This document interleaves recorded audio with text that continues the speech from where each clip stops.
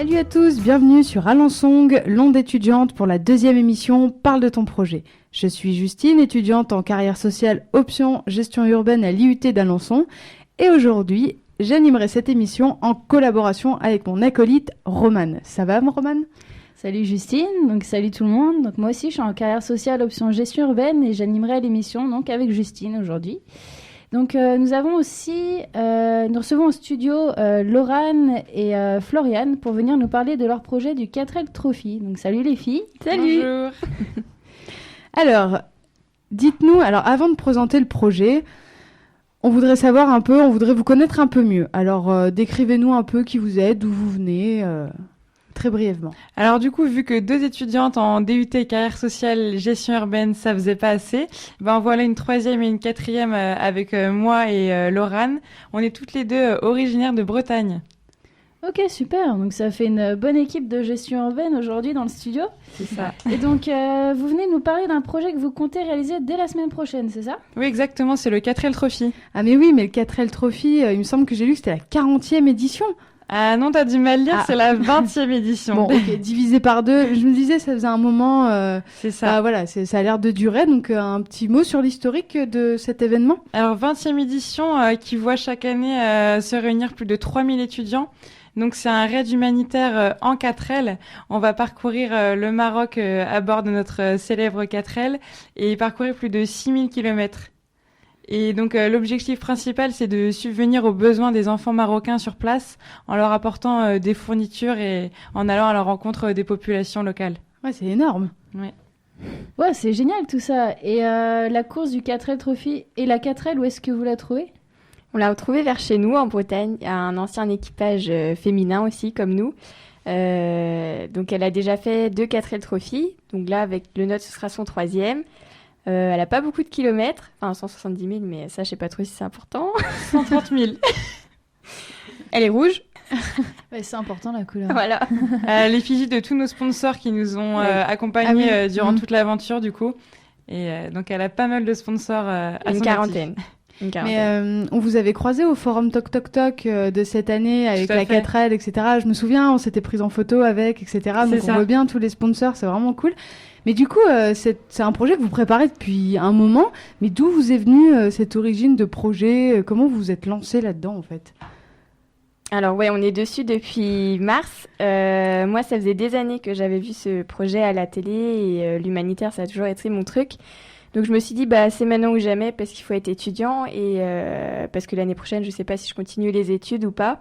Donc du coup, Floriane, vu que c'est une bonne copine, je me suis dit, bon allez, on va faire ça avec elle, ça va être rigolo et puis ça va être sympa.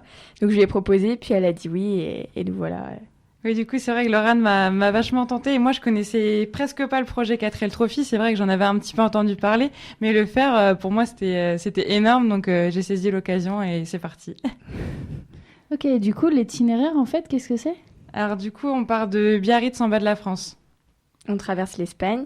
Ouais. Ensuite, on prend le bateau et on arrive au Maroc où là, on aura 6 étapes, dont une qui s'appelle l'étape marathon. Là, on va être livré à nous-mêmes. On n'aura pas de... Enfin, si, on aura l'assistance mécanique et voilà. Mais on va se débrouiller pour dormir et manger. Donc voilà, on sera livré à nous-mêmes, quoi. Vraiment quelque chose. Mais ça a l'air de vachement vous enthousiasmer. En fait, vous êtes là, contente, etc. On a hâte, en fait. Ça fait presque un an qu'on est ici. Vous allez on vous a hâte faire... de partir. Ouais, ça va être des petites vacances. Enfin, en février, des petites vacances au soleil, là, un peu peut-être soleil, de galère quand même. Au soleil, mais... en fait, pas tant que ça, parce qu'il y a de la neige dans le désert. Là, on n'y croirait pas, mais il y a de la neige dans le désert. Sous la neige. Et vous allez dormir sous la neige, du coup ? Du coup, notre 4L, on l'a aménagé en fonction qu'on puisse dormir dedans. Parce que nous, en fait, il y a une fourgonnette, il y a 2 types de 4L. D'accord. Il y a les 4 places et celle où il y a 2 places et derrière, c'est vraiment un coffre. Et du coup, on va dormir dedans. On a fait en sorte. Vous avez prévu le coup au cas où. C'est ça. C'est pas mal, c'est une bonne idée. Ouais. Mais j'imagine que ce projet, la 4L, il a bien fallu la financer, etc. Donc, vous pouvez un peu nous raconter un peu comment vous en êtes venu à concrétiser ce projet Au départ, il a fallu créer une association pour avoir un compte bancaire, pour avoir l'argent des sponsors. Donc, on a commencé par le démarchage d'entreprises. Ils ont bien pris.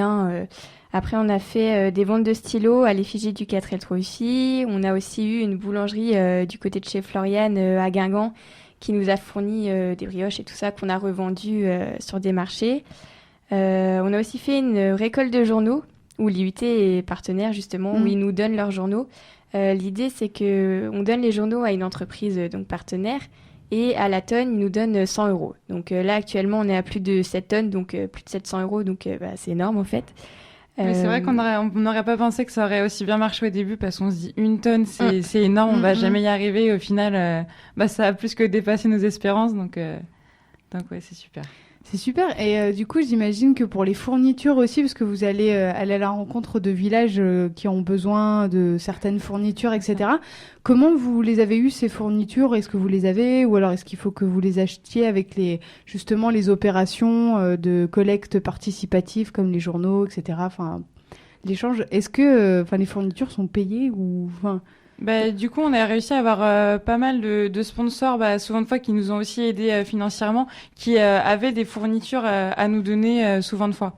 Donc, on a eu pas mal de dons aussi de fournitures. D'accord. Donc, c'est à vous de trouver les fournitures que vous allez donner au village. Après, ils nous donnent une liste. Elle est pas exhaustive, mais ils nous donnent une liste de ce que les enfants ont besoin là-bas. Et... C'est un peu une trame de l'indispensable qu'il y a besoin, quoi.